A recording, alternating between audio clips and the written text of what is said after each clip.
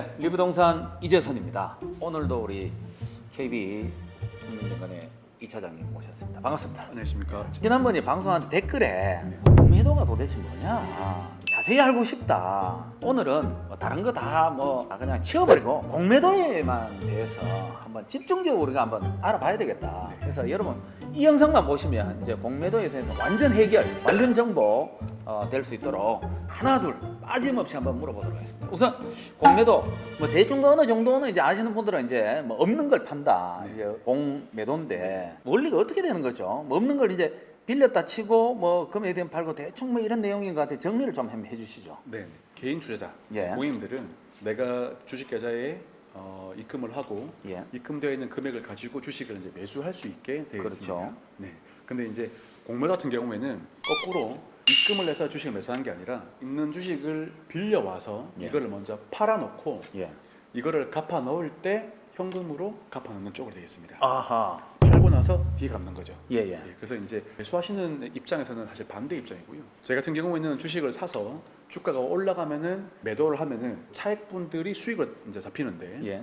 공매도 같은 경우에는 먼저 팔아놓고 주가가 떨어지게 되었을 때 다시 사놓게 되면은 떨어지는 만큼 싸게 사게 되는 거죠. 예. 그게 수익으로 잡힙니다. 그래서 이제 공매도 하면은 어떤 그 세력들이 작전 세력들이 공매도를 한 다음에 그 특정 주를 떨어뜨리기 위해 가지고 가짜 뉴스라든가 악재들을 네. 뭐 이렇게 해서 그래서 우리나라는 지금 이제 뭐 금지가 되어 있지 않습니까? 지금은 금지가 되어 있고요. 예.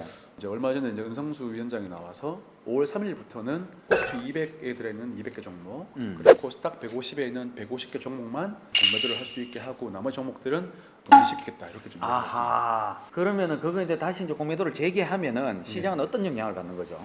아무래도 이제 공매도가 할 수 있게 되는 예. 종목들은 공매도 물량이 나올 때는 주가가 조금 빠질 수 있는 부분들이 있을 수 있고요. 아 물량이 나올 때. 그렇죠. 왜냐하면 공매도를 하고 싶어하는 이제 외국인 또 이제 기관들이 있을 텐데 그동안 가지고 있었던 각 이제 개별 종목에 대한 이제 악재들을 이제 이 회사는 지금 가치가 이제 비싸다 예. 이렇게 판단하고 부분이 있을 텐데 그런 부분이 있을 때 사실 공매도를 이제 낼 수가 있거든요. 예. 이제 그런 기업들은 주가가 좀 빠질 수가 있고 두 번째는 개인 고객님들 그다음에 이제 뭐 일반 투자자분들이 예. 공매도에 들어가는 내가 가진 종목이 코스피 200, 코스닥 150에 있다면은 공매도가 나올 수 있겠구나라고 해서 선제적으로 주식을 팔아서 해당이 안 되는 종목을 바꿀 수가 있습니다. 예예. 이제 그런 선제적인 어떤 매매 때문에 주가가 조금 내려갈 수 있는 요인들도 조금 있을 것 같습니다. 그러면은 지금은 이제 제가 봤을 때는 공매도라는 것은 시장을 좀 이렇게 좀 다운시키는 네. 어떤 안 좋은 성격이 굉장히 많을 것 같은데 그래도 뭐 장점도 있고 단점이 있을 거 아닙니까?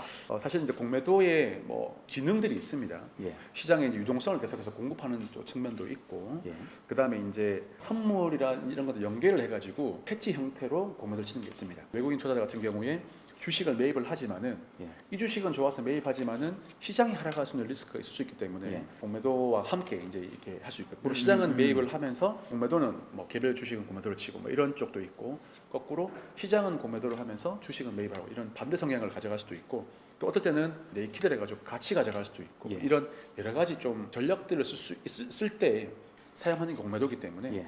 외국인들 투자의 어떤 입장, 그 다음에 외국인 유동성에 들어오는 입장 이런 부분에 있어 가지고는 어느 정도의 기능은 가지고 있는 부분들도 있는 것 같습니다. 일반 개인 투자자들은 어떻게 또 준비를 하고 어떻게 또 공매도를 또 참여할 수 있죠? 지금 이제 공매도는 이제 개인 투자자들은 참여하기가 조금 쉽지가 않고요. 그렇죠. 전문 투자자 등록이 하시고 그다음에 일정 금액의 예수금을 가지고 계시면은 그 어떤 기준에 합당이 됐을 때 일정 종목에 대해서 또 이제 공매도를 또 하실 수가 있는 부분이 있고요. 대신 이제 고객님들이 공매도 같은 경우는 이제 주식을 팔고 나서 내린 이후에 주식을 사놓게 되면 수익이 나는 건데 뭐 비슷한 구조로 뭐 인버스 같은 쪽이 있습니다. 네네, 인버스나 인버스 레버리지가 있는데 예. ETF로 나와 있고요. 예. 이거는 이제 주가가 올라가는 거에 이제 투자하시는 게 아니라 예. 지금 가지고 있는 주가 지수가 그냥 높고 예. 향후에 어떤 경제 전망을 봤을 때 주가 지수 조금 내려갈 수 있겠다. 그럴 경우에 이제 인버스나 인버스 이제 레버리지로 투자하시게 되면은 주가가 내려간 비율만큼 인버스 ETF 주식 가격이 올라가게 되어 있습니다. 그럼 어떻게 보면 이제 시장이 이제 하락하는 장에서는 보통은 이제 우리가 이제 무릎에 서서 어깨에서 판다고 어깨에서 이제 팔고 그냥 돈을 그냥 가지고 있다가 네네. 내리면 또 살려고 하는데 네네.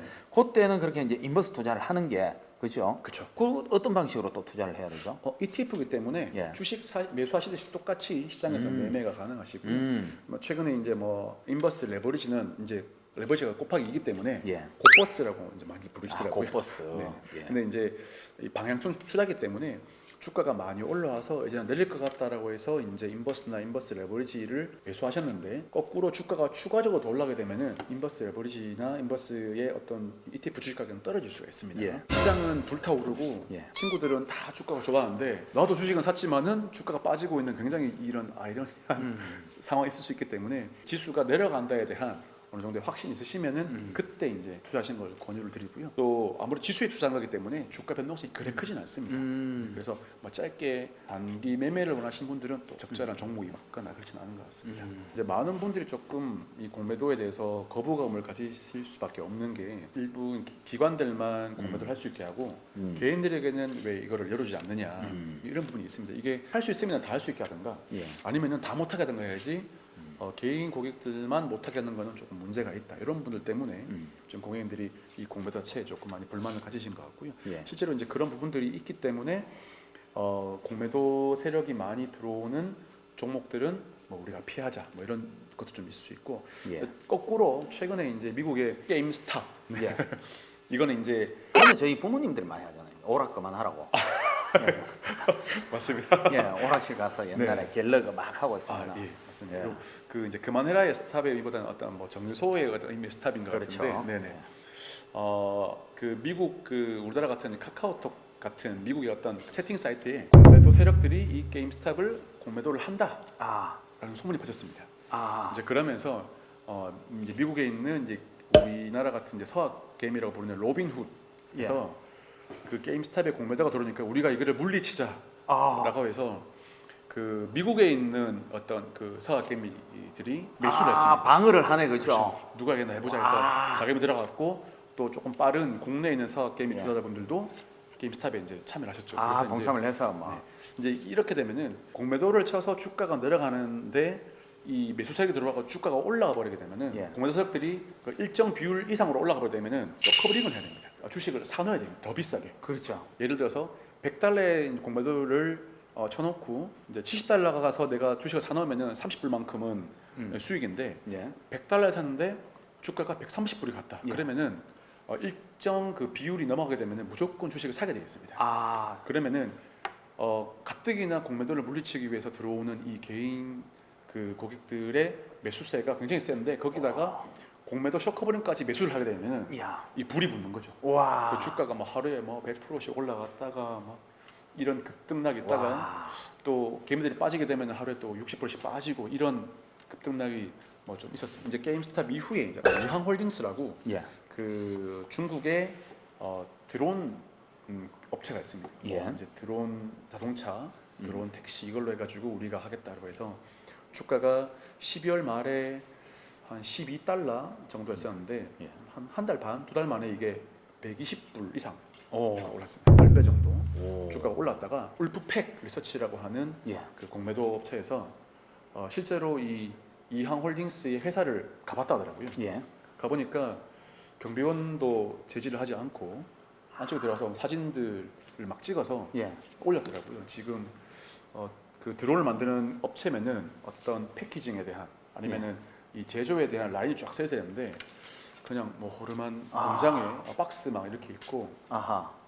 이게 이항홀딩스의 실체다라고 해가지고 공매도업체에서 이걸 또 발표를 했고 와, 푹 떨어졌고. 네, 여기 주가가 62% 떨어졌습니다. 와. 개인 투자자들은 그런 공매도의 움직임을 사전에 알 수 있는 방법이 있습니까? HTS를 보시게 되면 각 종목별로 대차 대여 비율이 있습니다. 혹시나 그 대차 비율이 계속 높아진다. 높아지는 거는 누군가 이거를 계속 좀 빌리려고 주식을 가져가는 거고 뭐 대차 비율이 전체 발행 주식 수의 10%가 만약 대차 비율이다. 그러면은 10%가 다 공매도가 나간 게 아니라 이 10% 내에서 공매도를 칠 수 있다라는 의미로 보시면 될 것 같거든요. 그래서 기본적으로 내가 투자하고 있는 기업의 대차 비율이 높다면은 공매도가 빌려갈 수 있는 가능성이 높다라고 보시면 될 것 같고 이게 비율이 매일매일 나옵니다. 그래서 보시면서 비율이 계속 높아지고 있다 이렇게 판단이 되시면은 아 이거 공매도가 나올 수도 있겠구나라고 생각을 하시면 될 것 같고 야, 이거 뭐 배우면 배울수록 어렵습니다. 공매도에 대해서 우리가 이제 어떻게 흘러가는지 공매도가 뭔지는 이제 알았지만 그걸 위해서 대비하기 위해서 대차 비율이라든가 이런 것들을 이제 보려면 더 열심히 또 공부를 해야 될 것 같습니다. 안 그러면 이제 또 KB 또 국민증권의 이 차장님 찾아가서 직접적으로 이렇게 투자를 해서 종목을 선택하기 참 쉽지 않아요, 그죠? 스스로를 내더라도 이렇게 차장님 그죠? 찾아가서 이렇게 조언을 구하는 게 단계 시작인 것 같고 어쨌든 우리가 이제 경제 트렌드를 또 알아야 되기 때문에 리부동산 함께 하시면서 경제를 익혀가시면 좋을 것 같습니다. 오늘도 시간 함께 해주셔서 감사합니다. 감사합니다. 리부동산 좋아요.